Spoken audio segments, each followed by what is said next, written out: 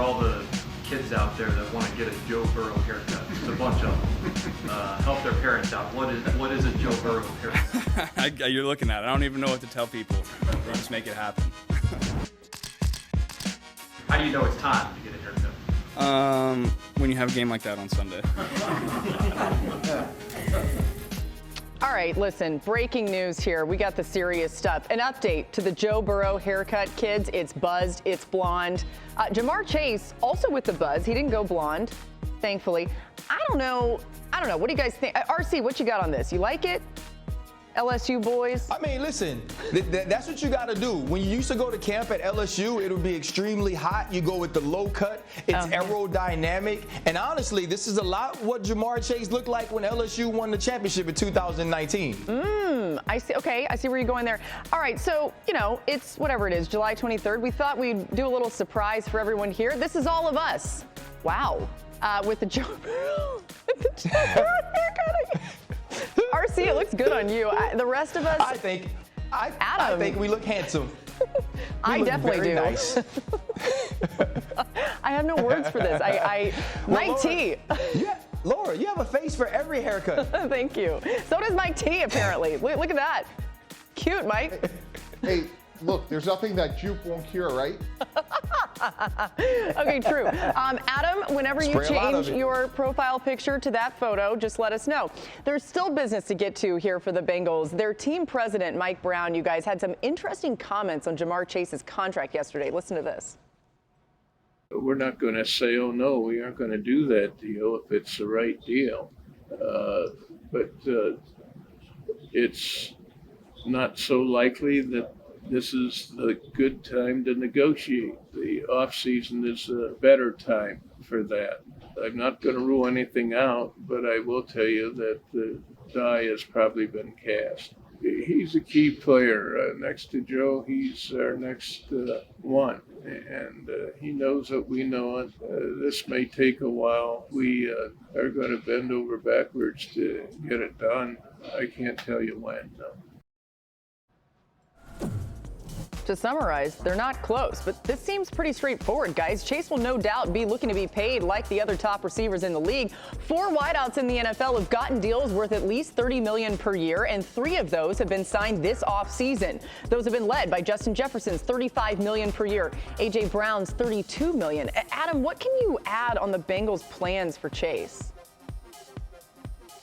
Listen, Mike Brown doesn't often talk to the media, and I think that may be why right there, because when you come out and speak like that, you're essentially saying we're not close to a deal, and we don't expect to be doing one anytime soon, though he is the next big contract we want to get done. Okay, so they're not going to get Jamar Chase done. Jamar Chase right now is scheduled to make just over $1 million this season. Whoa. Now, if you're Jamar Chase and you're advising him, why are you stepping on the football field for $1 million when there are other receivers making over $30 million? Now, maybe I'm naive, and maybe he's just going to step out there and play this season out for $1 million. Somehow, I don't see that going smoothly. RC, am I right? You think he's playing this year for $1 million and not doing anything?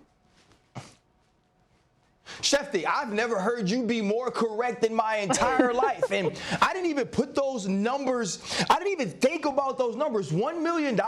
When you look at someone like Justin Jefferson going to get 110 guaranteed. Amon-Ra St. Brown, who was a part of this same draft class, drafted in the 4th round, as opposed to Jamar Chase being drafted 5th overall, being able to do what he's done on the field and now only making $1 million. You know what Mike Brown is essentially going to Jamar Chase house and doing? He's putting on a mask and saying, put the money in the bag, because he is absolutely robbing him. And so if you're Jamar Chase, you're going to have to make a decision. Am I willing to hold out to get my money when we know a ton of times when you have that 1st round pick, they wait until after the 4th year to pay the wide receiver? We saw the same thing with Justin Jefferson. We're now seeing it with CeeDee Lamb. Is Jamar Chase willing to bet on himself and the Cincinnati Bengals that this will get done after this season? Let me remind you, that Bobby Bonilla, who hasn't played for the Mets in an awful long time, is making more this year than Jamar Chase, one of the top wide receivers in all of football. Bobby Bonilla is making more than him. And again, we may see Jamar Chase in Cincinnati at Bengals camp. We may see him there. But I think, and I don't think it's unreasonable to think this, that Jamar Chase has some decisions to make about how he's going to attack this summer, how he's going to attack this season. If that contract is left unadjusted and not addressed, as Mike Brown is saying will be the case, essentially, can't you just see us getting into the season, his hamstring sore, his shoulder sore, whatever it may be? It is hard for me to imagine that Jamar Chase is going to play this full season making $1 million. You know, Adam, I have two thoughts. That's number one. This goes back to Jalen Ramsey going back to the Jaguars, forcing his way out to the Rams, and obviously he got a much better situation for himself. And some of these situations we've talked about are close, and Matthew Stafford was going to make $31 million, and Brandon Ayuk $15. But when you're roughly $34 million below market value, I can't imagine there's any conversation that has him playing this season until there's at least some reasonable adjustment for this year, let alone, you know, the contract extension he should get. And I question the Bengals strategy from this standpoint, guys. If we went back, if the four of us were having this conversation back right after the Super Bowl around the Combine, you could see Devontae Smith and all these other players from Amon-Ra St. Brown, Tyreek Hill, and all the way up to Justin Jefferson. They knew where the market was going. They cost themselves so much money, maybe $6, $7, $8 million a year on a 5-year deal. That's $40 million. If Cincinnati was more aggressive a few months ago, they should have had this deal done. And Mike Brown said the time to have this conversation is in the offseason. We're coming off of months of the offseason.